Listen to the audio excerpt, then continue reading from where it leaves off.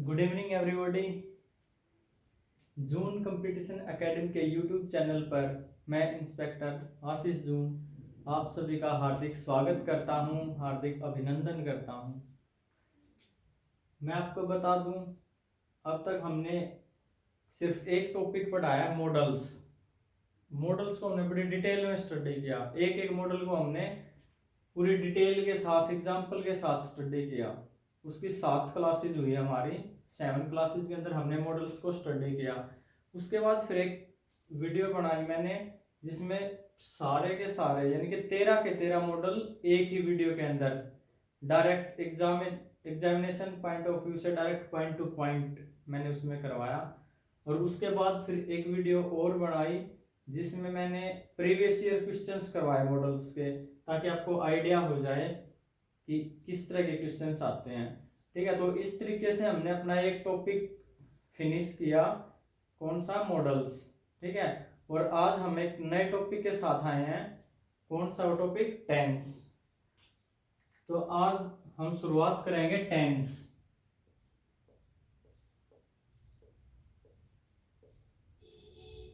ठीक है, स्टार्ट करें टेंस। देखो, टेंस स्टार्ट करने से पहले मैं आपको 3 टर्मों के बारे में बताऊंगा। 3 टर्म हैं, सब्जेक्ट, वर्ब और ऑब्जेक्ट। टेंस पढ़ने के लिए आपको इन 3 जो वर्ड्स हैं, ये 3 सब्जेक्ट, वर्ब और ऑब्जेक्ट, इनके मीनिंग पता होने चाहिए और इनकी पहचान होनी चाहिए आपको कि कौन सा सब्जेक्ट है, कौन सी वर्ब है और कौन सा ऑब्जेक्ट है।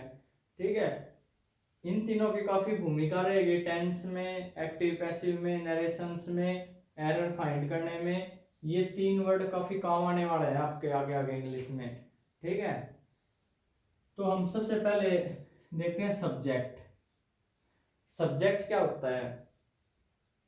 सब्जेक्ट कुछ भी नहीं होता। सब्जेक्ट सिर्फ वो होता है कि कोई सेंटेंस लिखा हुआ है, जिसके बारे में वो सेंटेंस लिखा हुआ है, या उस सेंटेंस में जो एक्शन है उस एक्शन को करने वाला, यानी कि डूअर ऑफ द एक्शन, कार्य को करने वाला, या सेंटेंस में जिसके बारे में बात कही गई हो, वो क्या होता है, सब्जेक्ट। देखो, जैसे राम इज प्लेइंग क्रिकेट। तो क्या लिखा है इसमें, Ram is playing cricket, Ram खेल रहा है। ठीक है, एक्शन क्या है, खेलने का। कौन कर रहा है, राम, यानी कि डूअर ऑफ द एक्शन। तो राम क्या है, सब्जेक्ट है। ठीक है, दूसरा देखो, Ram is a teacher, Ram एक अध्यापक है। तो देखो, इसमें कोई एक्शन तो कोई है नहीं, कोई काम तो हो नहीं रहा, लेकिन किसी के बारे में कुछ बताया गया है कि राम एक अध्यापक है। तो जिसके बारे में बताया गया है वही क्या है, सब्जेक्ट है। किसके बारे में बताया गया है, राम के बारे में। तो दोनों में सब्जेक्ट क्या है, राम, ये। ठीक है, तो सब्जेक्ट का पता चल गया। सब्जेक्ट क्या होता है, डूअर ऑफ द एक्शन, कार्य को करने वाला, या about whom the sentence tells something, जिसके बारे में सेंटेंस में कुछ बताया गया हो, वो क्या होता है, सब्जेक्ट। सब्जेक्ट में सिर्फ इतना सा ही था। ठीक है, अब बात करते हैं वर्ब की। मेन ही है वर्ब, आपको ये समझनी है वर्ब। यही से एग्जाम में क्वेश्चन आता है वर्ब से, और यही पजल करेगी आपको, और यही पहचाननी है कि, ठीक है, यही maximum error, fill in the blanks यही से आते हैं। ठीक है, वर्ब्स होते हैं 2 तरीके की। एक होता है हेल्पिंग वर्ब, और एक होती है मेन वर्ब। सबसे पहले बात करते हैं हेल्पिंग वर्ब की। ठीक है, हेल्पिंग वर्ब कौन सी वर्ब होती हैं? हेल्पिंग वर्ब वो वर्ब होती हैं जो सेंटेंस का टेंस बताती हैं।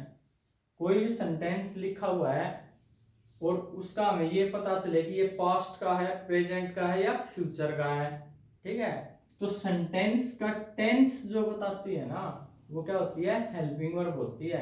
यानी कि हेल्पिंग वर्ब क्या होती है, जो सेंटेंस का टेंस बताती है कि कौन से टेंस का सेंटेंस है, प्रेजेंट का है, पास्ट का है, फ्यूचर का है। ठीक है, ये होता है हेल्पिंग वर्ब।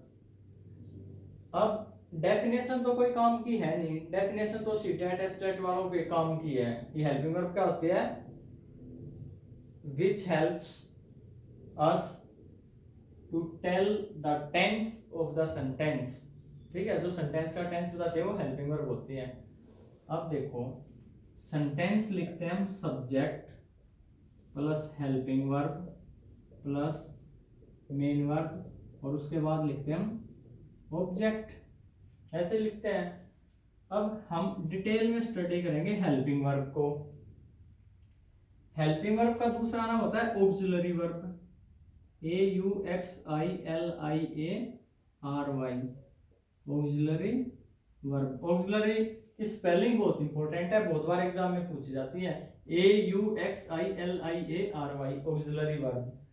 ठीक है, हेल्पिंग वर्ब का एक दूसरा नाम क्या है, ऑक्सिलरी वर्ब है। तो हेल्पिंग वर्ब हुई दो तरीके की, एक होती है प्राइमरी ऑक्सिलरी, एक होती है सेकेंडरी ऑक्सिलरी। ठीक है, प्राइमरी ऑक्सिलरी और सेकेंडरी ऑक्सिलरी। बात करते हैं प्राइमरी ऑक्सिलरी की। प्राइमरी ऑक्सिलरी कौन सी होती हैं और सेकेंडरी ऑक्सिलरी कौन सी होती है, पहले डेफिनेशन की बात कर लेते हैं।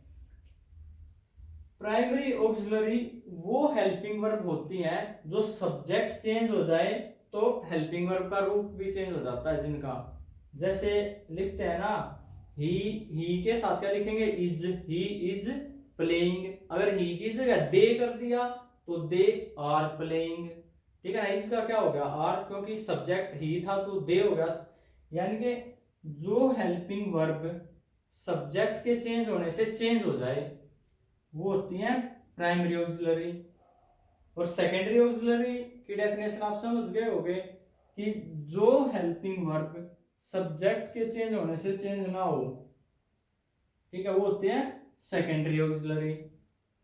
सेकेंडरी ऑक्सिलरी कौन सी होती है, मान लिया कोई सेंटेंस लिखा हुआ है और उसमें secondary auxiliary helping verb I हुई है, ये वाली हेल्पिंग वर्ब आई हुई है, सब्जेक्ट आप कुछ भी बदल लो ये हेल्पिंग वर्ब नहीं बदलेगी, वही रहेगी। ठीक है, वो होती है सेकेंडरी ऑक्सिलरी। आया समझ में, प्राइमरी ऑक्सिलरी और सेकेंडरी ऑक्सिलरी। प्राइमरी ऑक्सिलरी वो अगर सेंटेंस है कोई, उसका सब्जेक्ट सब्जेक्ट चेंज कर दिया, बाकी सब वही रखा, जैसे ही इज प्लेइंग की जगह कर दिया दे, तो दे का क्या हो जाएगा, दे के साथ आर, दे आर प्लेइंग। तो प्राइमरी ऑक्सिलरी वो जो सब्जेक्ट चेंज होने से चेंज हो जाती है, और सेकेंडरी ऑक्सिलरी वो जिसका सब्जेक्ट से कोई लेना देना नहीं है। ठीक है, आया समझ में। ये तो थी डेफिनेशन, डेफिनेशन एग्जाम में आते ही नहीं, एचटेट सीटेट वालों के में आ जाती है, कई बार उनके काम की होती है। प्राइमरी ऑक्सिलरी देखो, प्राइमरी ऑक्सिलरी होती है तीन, कौन कौन सी, बी, डू और हैव। ठीक है, बी, डू और हैव। सेकेंडरी ऑक्सिलरी होते हैं 13, जिनको हम बोलते हैं मॉडल्स। ये वाला पार्ट हमने डिटेल में स्टडी कर लिया है। ठीक है, अब हम ये वाला पार्ट स्टार्ट करेंगे टेंस में। प्राइमरी ऑक्सिलरी कहाँ पढ़ते हैं हम, टेंस में, और सेकेंडरी ऑक्सिलरी जो 13 होती है वो पढ़ते हैं मॉडल्स में। ये वाला पार्ट हमने स्टडी कर लिया है, अब इस वाले पार्ट पे चलेंगे हम। ठीक है, अब देखो बी, बी क्या होता है, प्रेजेंट के लिए हम बी को यूज करते हैं इज, एम, आर।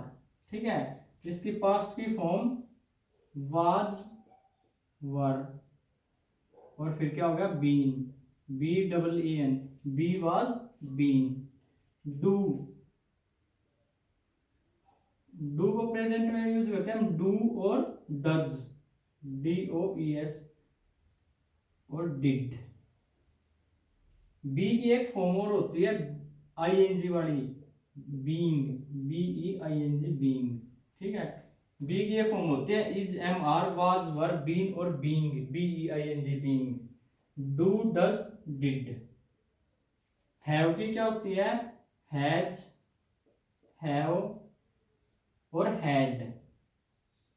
देखो हेल्पिंग वर्ब, जो हेल्पिंग वर्ब है ना वो दुनिया में सिर्फ ये है।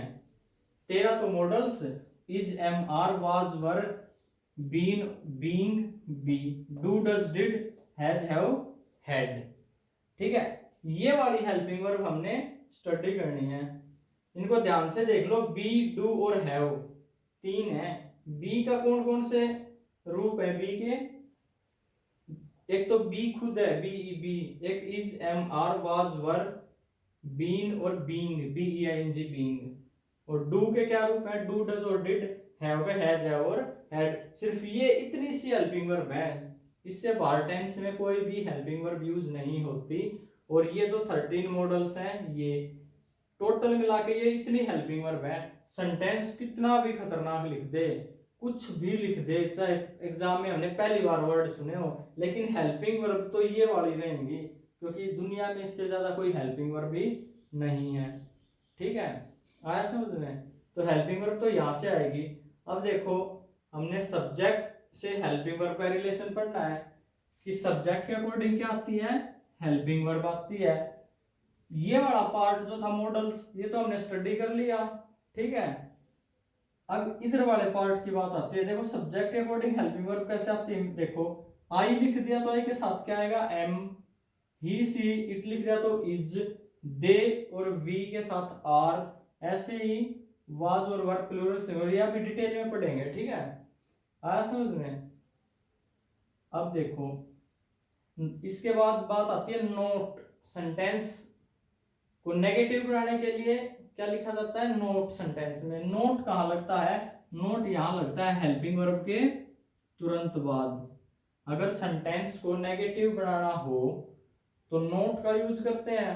नोट कहाँ लगता है, हेल्पिंग वर्ब के तुरंत बाद। यानी कि स्ट्रक्चर का होगा सब्जेक्ट, हेल्पिंग वर्ब, उसके बाद नोट लिखेंगे, फिर मेन वर्ब और फिर ऑब्जेक्ट। अब देखो एक दो इंपॉर्टेंट बात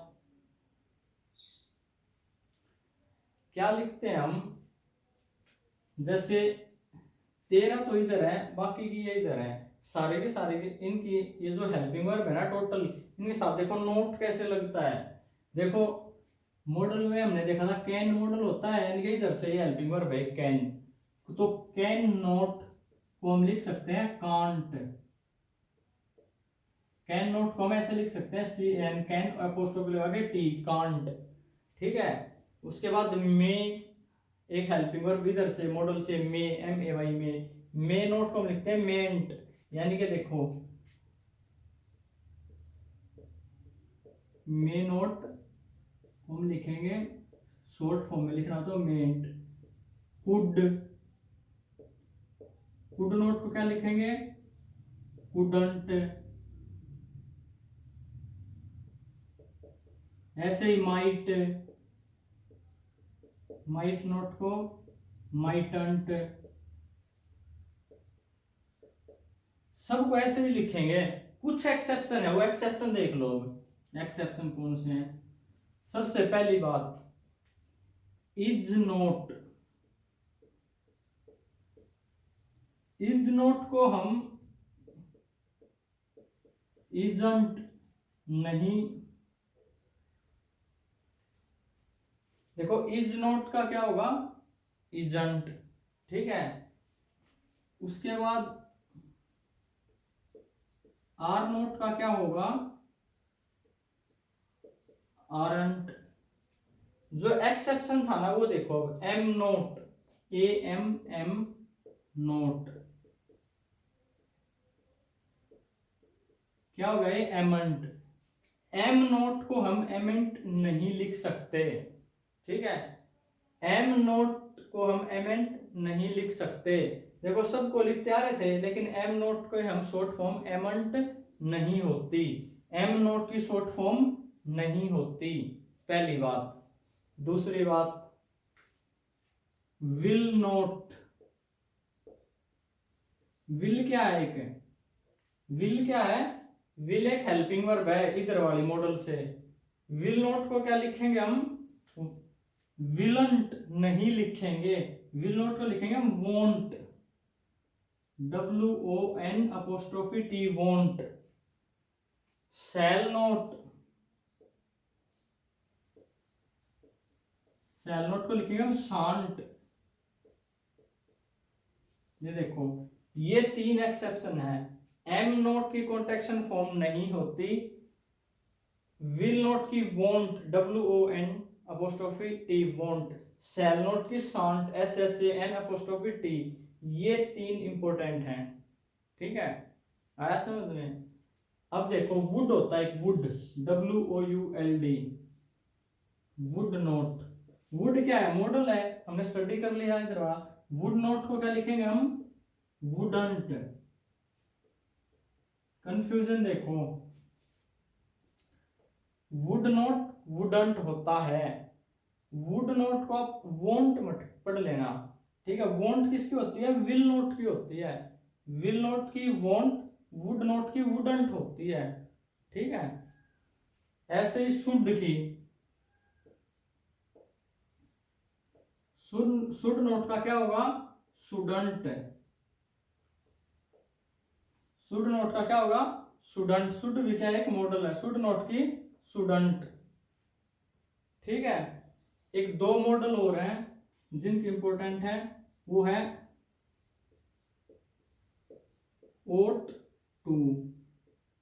ठीक है, ओट टू एक मॉडल है, और एक है यूज्ड टू। ठीक है, ओट टू और यूज्ड टू, इनमें हम नोट यूज करेंगे तो इनके बीच में करेंगे ought not to, used not to, short form वही, ओटंट टू, टू तो ये है ही, ऐसे यूज्डंट टू। ठीक है, नोट कहाँ लगाते हैं, हेल्पिंग वर्ब के तुरंत बाद। ठीक है, इतना तो आपको सबको क्लियर होना चाहिए। और हेल्पिंग वर्ब मैंने आपके सामने लिख दी, ये इतनी सी हेल्पिंग वर्ब होती हैं और 13 ये होती हैं। ठीक है, जिसको हमने, इनको तो हमने डिटेल में स्टडी कर लिया। अब जो एक्सेप्शन था वो क्या था, ये देखो, एम नोट की कॉन्ट्रैक्शन फॉर्म नहीं होती, विल नोट की वोंट, शैल नोट की शांट, और ओट नोट टू होता है, ओट टू के बीच में नोट लगता है, ऐसे यूज्ड नोट टू, और शॉर्ट फॉर्म तो ऐसे ही ओटंट टू, यूज्डंट टू। ठीक है, आया समझ में नोट का फंडा, कर दो क्लियर। देखो, और ये कंफ्यूज मत हो जाना, वुड नोट की वुडंट होती है, वोंट नहीं होती, वोंट की होती है विल नोट की। ऐसे ही शैल नोट की क्या होती है, शांट, शुड नोट की शुडंट। यहाँ कंफ्यूजन होता है इन 4 में। ठीक है, ध्यान से, यहाँ से कई बार क्वेश्चन आता है 4-5 हेल्पिंग वर्ब से, इधर से भी ओट, ओट नोट टू, वो लिख देगा ओट टू नोट, वही एरर हो जाएगा, नोट कहाँ लगेगा, बीच में। ठीक है, कर दूं अब।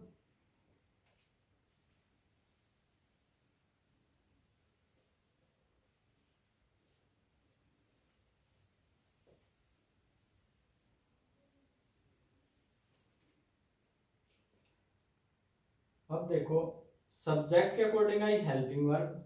हेल्पिंग वर्ब कहाँ से आएगी, या तो इधर से आएगी या इधर से आएगी, या तो इन 13 में से आएगी या इनमें से आएगी। इनको हम डिटेल में अभी स्टडी करेंगे, ये हमने कर ली। अब उसके बाद नोट लगाना, तो हेल्पिंग वर्ब के तुरंत बाद नोट लगता है, हमने नोट भी स्टडी कर लिया कैसे लगेगा नोट। अब देखो मेन वर्ब, मेन वर्ब आती है हेल्पिंग वर्ब के अकॉर्डिंग, हेल्पिंग वर्ब के अकॉर्डिंग आएगी मेन वर्ब। अब ये जो इधर वाली 13 हैं, ये हेल्पिंग वर्ब है मॉडल से, इनके बाद तो हमेशा क्या आएगी, वर्ब की फर्स्ट फॉर्म आएगी, ये हमने स्टडी कर लिया डिटेल में। अब देखो इधर वालों के बाद किसके बाद क्या आएगी, ये हम टेंस में स्टडी करेंगे। अब देखो मेन वर्ब होती क्या है, मेन वर्ब क्या होती है, सब्जेक्ट क्या होता है आपको पता चल गया, हेल्पिंग वर्ब क्या होती है आपको पता चल गया।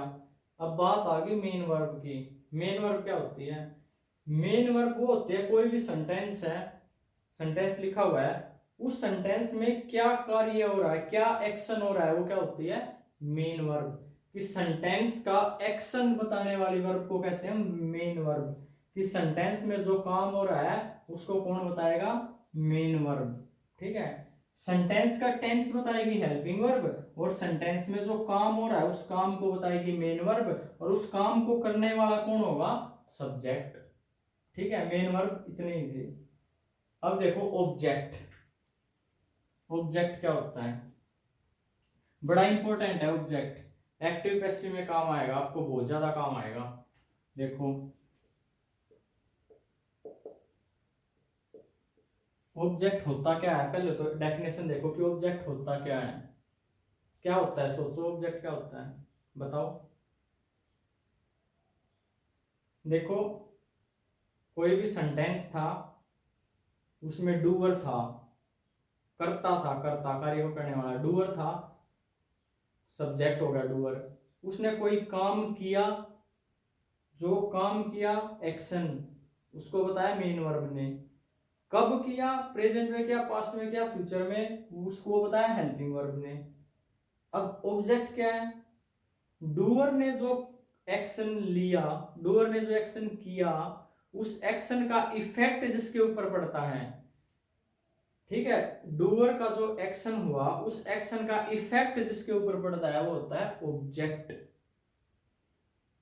ठीक है, on which the effect of action done by doer falls, जिसके ऊपर डूअर के एक्शन का इफेक्ट पड़ता है वो होता है ऑब्जेक्ट। ठीक है, ये तो थी डेफिनेशन। अब देखो मैं एक तो सेंटेंस लिखता हूं। सबसे पहले तो ऑब्जेक्ट को पहचानेंगे कैसे, एक दो एग्जांपल लिखता हूं, उसके बाद ऑब्जेक्ट को डिटेल में स्टडी करते हैं। इसको रब कर दूं।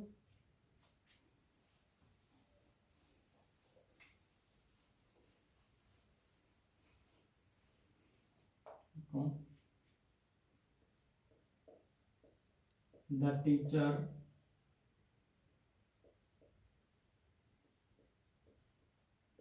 is teaching, the teacher is teaching a poem, the teacher is teaching the students,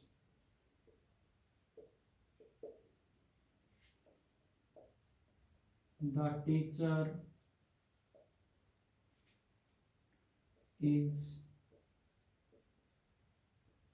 is teaching a poem to the students,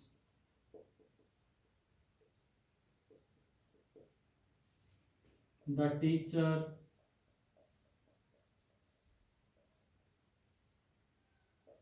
is teaching the students a poem.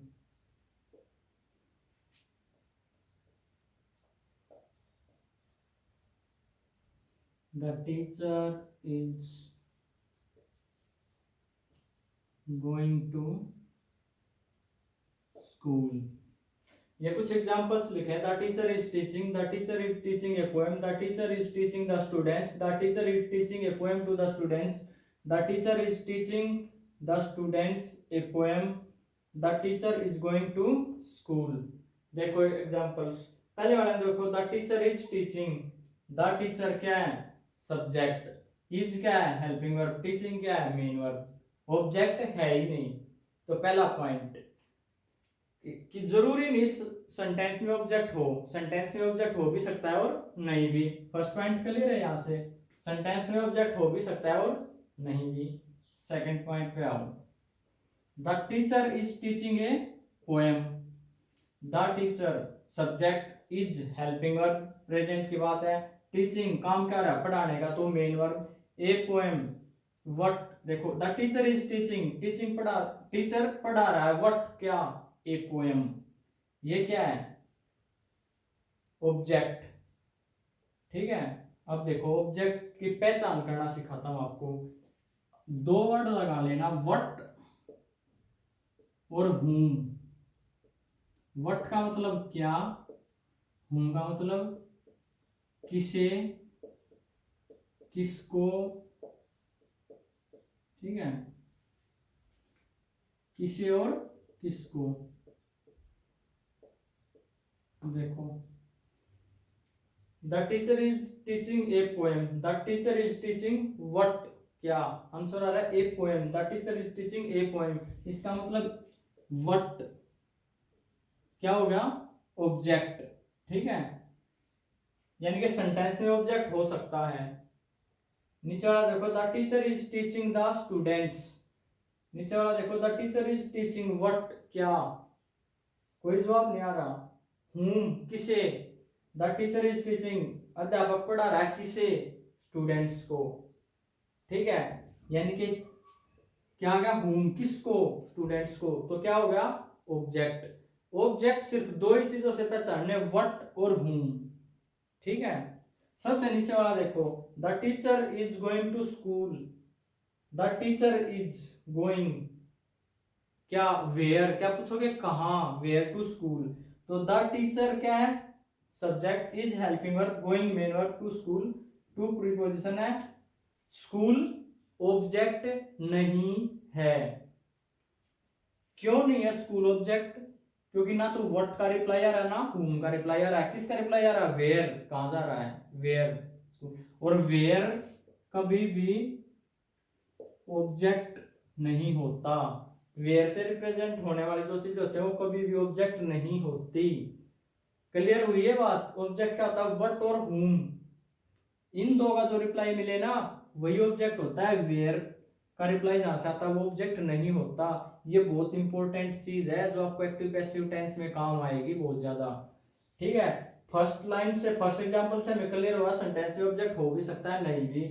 Second से हमें पता चला ए पोएम ऑब्जेक्ट है, कैसे पता चला, what का reply आया यहाँ से, व्हाट क्या पढ़ा रहा है, सेकंड वाले, थर्ड वाले एग्जांपल में पता चला द स्टूडेंट्स ऑब्जेक्ट है। क्यों है ऑब्जेक्ट, क्योंकि whom किसे पढ़ा रहा है, इसका रिप्लाई आ रहा है, ठीक है, किसको पढ़ा रहा है, स्टूडेंट्स को, तो ये भी क्या है, ऑब्जेक्ट। लास्ट वाले से हमें पता चला वेयर, कहां जा रहा है, वेयर का जो रिप्लाई बनता है वो कभी भी ऑब्जेक्ट नहीं होता। ये पॉइंट क्लियर है। नेक्स्ट देखो, the teacher is teaching a poem to the students, इसमें देखो टीचर पढ़ा रहा है व्हाट, क्या, ए पोएम, किसे, स्टूडेंट्स को, यानी कि ये भी ऑब्जेक्ट और ये भी ऑब्जेक्ट, ए पोएम भी ऑब्जेक्ट और द स्टूडेंट्स भी ऑब्जेक्ट। यानी कि क्या क्लियर हुआ कि एक सेंटेंस में एक से अधिक ऑब्जेक्ट भी हो सकते हैं। ऐसे इसमें देखो, the teacher is teaching the students a poem, sentence दोनों ठीक है ये। The teacher is teaching whom, किसे, स्टूडेंट्स को, व्हाट, पोएम, ए पोएम, ये दोनों क्या हैं, ऑब्जेक्ट हैं। तो एक या एक से ज्यादा ऑब्जेक्ट भी हो सकते हैं सेंटेंस में, ठीक है। अब देखो, ऑब्जेक्ट दो तरीके के होते हैं, एक होता है डायरेक्ट, एक होता है इनडायरेक्ट।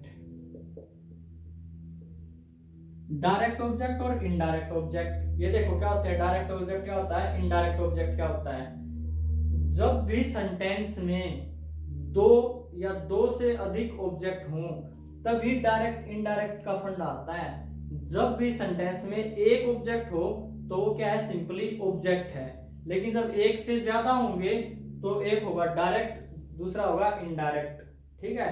जब दो ऑब्जेक्ट होंगे, एक होगा डायरेक्ट, दूसरा होगा इनडायरेक्ट। आया समझ में। जब भी सेंटेंस में एक ऑब्जेक्ट होगा तो उसको तो बोलेंगे हम सिंपली कि ऑब्जेक्ट है, उसका कोई डायरेक्ट इनडायरेक्ट नहीं है। अब जब दो ऑब्जेक्ट होंगे तो एक डायरेक्ट होगा, एक इनडायरेक्ट होगा।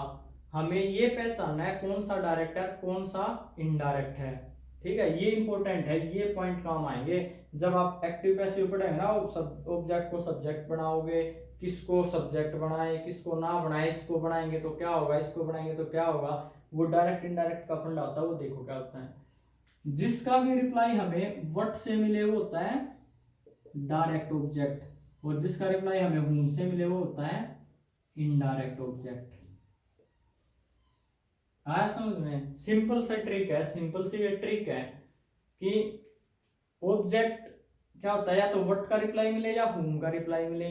जब व्हाट का रिप्लाई मिले और whom का रिप्लाई मिले, दोनों का रिप्लाई मिले एक सेंटेंस में, यानी कि दो ऑब्जेक्ट हों, तो व्हाट वाले को बोलेंगे डायरेक्ट, whom वाले को बोलेंगे इनडायरेक्ट। यहां आओ, the teacher is teaching a poem to the students.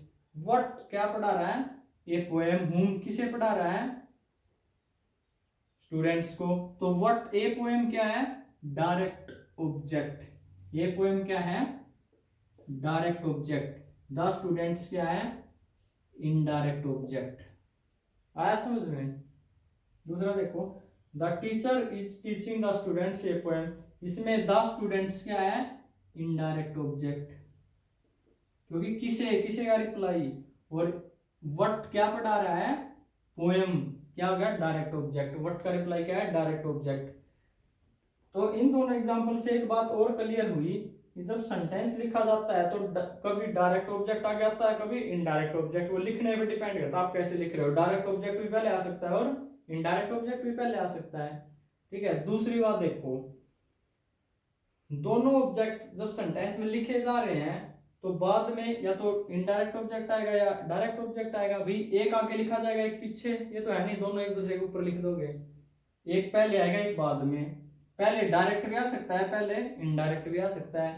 पहले डायरेक्ट आएगा तो बाद में इनडायरेक्ट, पहले इनडायरेक्ट आएगा तो बाद में डायरेक्ट। अब डिफरेंस देखो क्या है। जब पहले इनडायरेक्ट आ गया और उसके बाद डायरेक्ट लिख रहे हैं, इनडायरेक्ट ऑब्जेक्ट के बाद डायरेक्ट ऑब्जेक्ट लिख रहे हैं, तो हम डायरेक्ट ऑब्जेक्ट ही लिख देंगे। एक ट्रिक बता रहा हूं कि इनडायरेक्ट ऑब्जेक्ट के बाद जब डायरेक्ट ऑब्जेक्ट लिख रहे हैं तो डायरेक्ट ऑब्जेक्ट ही लिख दो, बीच में कुछ नहीं है। देखो यहाँ ये इनडायरेक्ट ऑब्जेक्ट था और ये डायरेक्ट ऑब्जेक्ट लिख दिया। लेकिन जब पहले डायरेक्ट ऑब्जेक्ट लिख रहे हैं और उसके बाद इनडायरेक्ट ऑब्जेक्ट लिख रहे हैं तो बीच में टू, एक प्रीपोजिशन यूज किया हमने, टू। ठीक है। तो जब पहले डायरेक्ट ऑब्जेक्ट आता है उसके बाद इनडायरेक्ट ऑब्जेक्ट आता है, तो इनडायरेक्ट ऑब्जेक्ट बीच में प्रीपोजिशन लेगा। और प्रीपोजिशन दो यूज होते हैं, टू और फोर। मोस्टली 99% टू और फोर ही आएगा। ठीक है। 99.9% टू और फोर ही आएगा। ठीक है। देखो एक बार ध्यान से फिर सुनो लिखने का तरीका। या तो पहले डायरेक्ट आएगा या इनडायरेक्ट आएगा, दोनों आ सकते हैं। जब पहले इनडायरेक्ट आएगा तो बाद में डायरेक्ट आएगा, तो बाद में जो डायरेक्ट ऑब्जेक्ट आएगा वो डायरेक्ट लिख दो, कुछ मतलब अब इसमें डायरेक्ट ऑब्जेक्ट को बाद में डायरेक्ट ही लिख दो। और जब बाद में इनडायरेक्ट ऑब्जेक्ट लिख रहे हो तो इनडायरेक्ट ऑब्जेक्ट को इनडायरेक्ट रूप से लिखो, यानी कि बीच में कोई प्रीपोजिशन लगाओ। मोस्टली टू और फोर ही लगता है। आया समझ में? डायरेक्ट इनडायरेक्ट ऑब्जेक्ट लिखना। ठीक है। क्लियर है इतना? अब एक छोटा सा एग्जांपल और देख लो।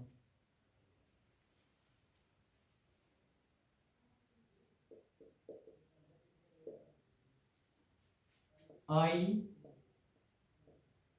hand over him a baby। I hand over him a baby, मैंने उसको एक बेबी दे दिया। तो देखो what क्या दिया? ए बेबी। किसे दिया? हिम, उसे। यानी कि ये भी ऑब्जेक्ट और ये भी ऑब्जेक्ट। ये कौन सा ऑब्जेक्ट? व्हाट क्या दिया? व्हाट बेबी, क्या मैंने उसे बेबी दिया, एक बेबी। तो डायरेक्ट ऑब्जेक्ट ये हो गया और हिम क्या हो गया? Indirect object. ठीक है समझ में? ये देखो डायरेक्ट ऑब्जेक्ट कहाँ आया? बाद में लिखा, इसको पहले लिख सकते थे I hand over a baby to him. ठीक है। तो डायरेक्ट ऑब्जेक्ट बाद में आया तो डायरेक्ट ही आ गया, बीच में टू और फोर कुछ नहीं लिया इसने। ठीक है। अब काफी सारी बुक्स में लिखा होता है कि लिविंग, नॉन लिविंग, लिविंग ये होता है, नॉन लिविंग वो होता है। यहाँ बताओ ये बेबी। तो ये जो ट्रिक मैंने बताई ना, ये कहीं फेल होने वाली नहीं है। ठीक है। कई बुक्स में लिखा हुआ लिविंग ये होता है, नॉन लिविंग ये होता है, ऐसा कुछ नहीं है। बस इतना ध्यान रखो, व्हाट का जो रिप्लाई दे वो डायरेक्ट ऑब्जेक्ट, हुम का जो रिप्लाई दे वो इनडायरेक्ट ऑब्जेक्ट। क्लियर है इतना? तो आपको तीन टर्म समझ में आई। सब्जेक्ट क्या होता है, वर्ब क्या होती है और ऑब्जेक्ट क्या होता है। अब हम टेंस स्टार्ट करते हैं। टेंस पढ़ने के लिए ये सब आना बहुत जरूरी था। अब देखो tense.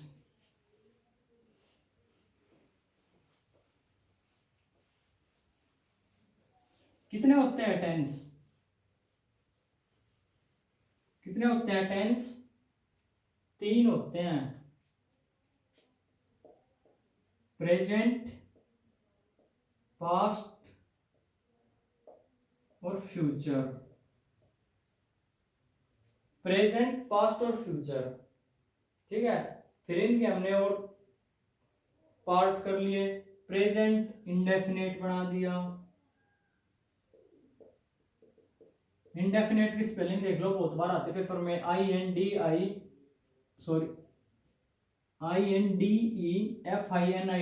Indefinite, INDEFINIT, indefinite. Present indefinite, past indefinite, future indefinite, ठीक है। उसके बाद continuous, present continuous, past continuous, future continuous. उसके बाद perfect, present perfect, past perfect, future perfect, ठीक है। उसके बाद perfect continuous, present perfect continuous, past perfect continuous, future perfect continuous. यानी कि देखो ये 3 टर्म सीख ले हम, प्रेजेंट, पास्ट और फ्यूचर क्या होती है, और ये 3 टर्म सीख ले, इंडेफिनेट, कंटिन्यूअस और परफेक्ट क्या होते हैं, तो सारे के सारे टेंस आ जाएंगे हमें। प्रेजेंट, पास्ट, फ्यूचर 3 टर्म ये, इंडेफिनेट, कंटिन्यूअस और परफेक्ट 3 टर्म ये, 6 टर्म सीखनी है हमने, सारे के सारे टेंस आ जाएंगे। ये तो देखो परफेक्ट और कंटिन्यूअस, इनसे मिलके तो बनाया। परफेक्ट का पता चल जाएगा हमें, कंटिन्यूअस का, परफेक्ट कंटिन्यूअस का अपने आप पता चल जाएगा। और इन 3 का आपको पता है, प्रेजेंट क्या होता है, जो फिलहाल जो चल रहा हो, पास्ट क्या होता है, जो बीत गया, फ्यूचर क्या होता है, जो फ्यूचर में आने वाला है, आगे आने वाला है। इन 3 का आपको पता है, मैंने सिर्फ ये 3 टर्म पढ़ानी है आपको, इंडेफिनेट, कंटिन्यूअस और परफेक्ट, ठीक है। ये ऑटोमेटिक हो जाएगा आपका, ठीक है। तो हम नेक्स्ट क्लास में इन 3 वर्ड के मीनिंग समझेंगे और अपने टेंस करेंगे। इस क्लास में इतना ही, ठीक है। Thank you.